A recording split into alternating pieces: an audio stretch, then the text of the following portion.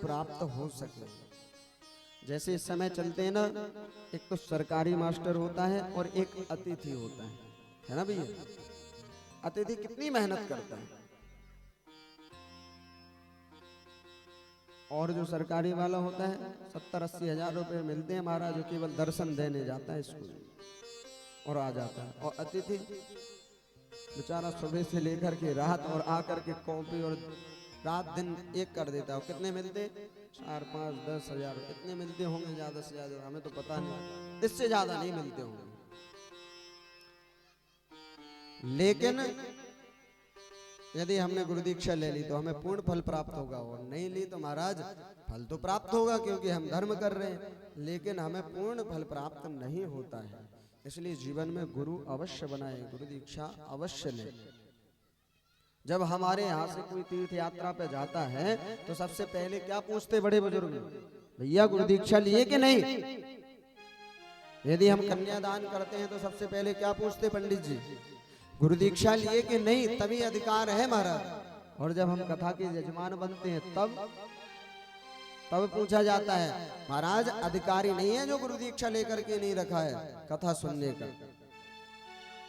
भागवत कथा में वर्णन है, इसलिए जीवन में गुरु अवश्य बनाए। लेकिन ये नहीं महाराज, आजकल के गुरु और चेला महाराज बड़ी विचित्र स्थिति है।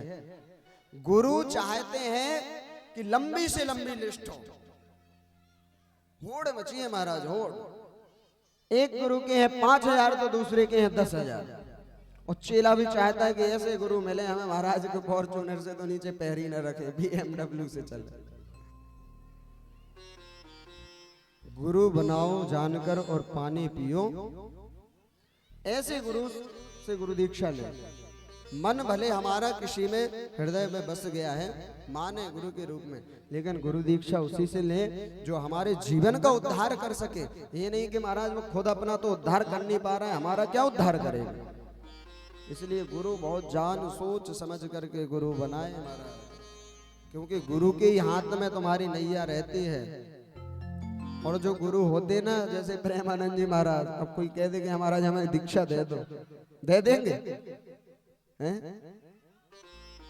आप जाओ, 2-2 साल चक्कर लगाने पड़ते हैं। एक हमारे बनारस के आचार्य जी है, गुरु दीक्षा लेनी थी महाराज, 3 साल आए और खूब 2-2, 3-3 महीने वृंदावन में रहे, 8 याम सेवा की।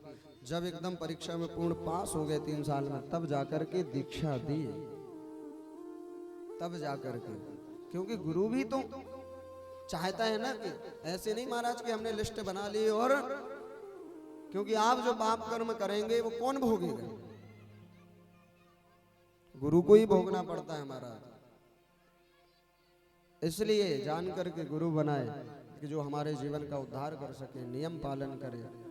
और हमारे जीवन में कोई भी विपदा समस्या आती है तो हमारे गुरुदेव ने जो हमें मंत्र दिया है, बिल्कुल याद रख लेना इस बात को। किसी से मत बताओ, किसी से मत कहो, क्योंकि संसार के प्राणी हंसी उड़ाते हैं, तुम्हारे दुख को दूर नहीं करेंगे और बढ़ाएंगे। केवल गुरु मंत्र का जप करें। कोई भी समस्या आ जाए जीवन में, सबसे पहले गुरु मंत्र का उच्चारण, 11 बार मंत्र का जप करना, एकांत में बैठ करके।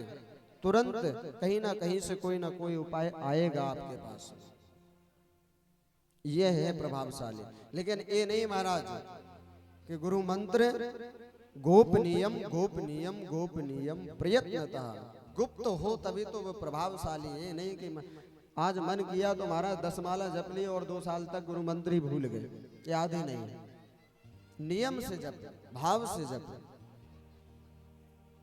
यहाँ पर श्री सुखदेव जी महाराज आज कैलाश पर्वत पर है। नारद जी महाराज ने बताया, यहाँ पर पार्वती जी ने कहा कि महाराज हमें सब कुछ बताते, तो कहा यह भी बताया होगा कि जो ये मुंड की माला है किसके हैं? कहा ये तो नहीं बताया। कहा जब ये नहीं बताया तो क्या प्रेम करते हैं? खाक प्रेम करते हैं, कपट करते हैं। माता पार्वती को क्रोध आ गया। माताओं का जो हृदय होता है बड़ा कोमल होता है।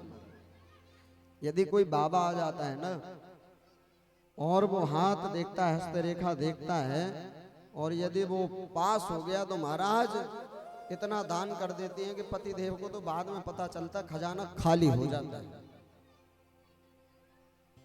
और भक्ति भी सबसे ज्यादा माताओं को ही प्राप्त है परमात्मा की, और परमात्मा की कृपा भी विशेष रूप से माताओं के ही ऊपर है,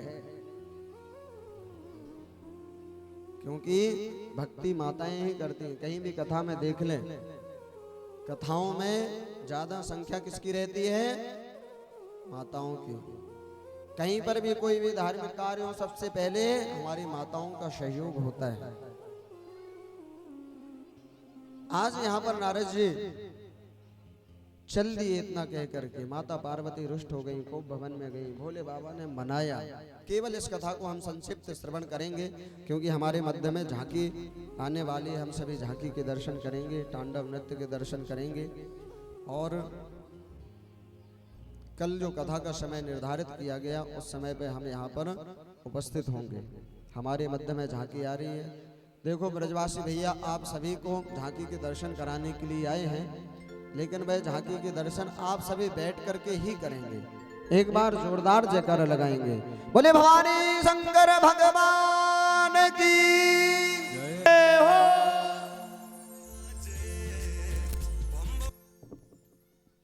हमारे मध्य में भूत भावन महादेव आ रहे हैं। आप सभी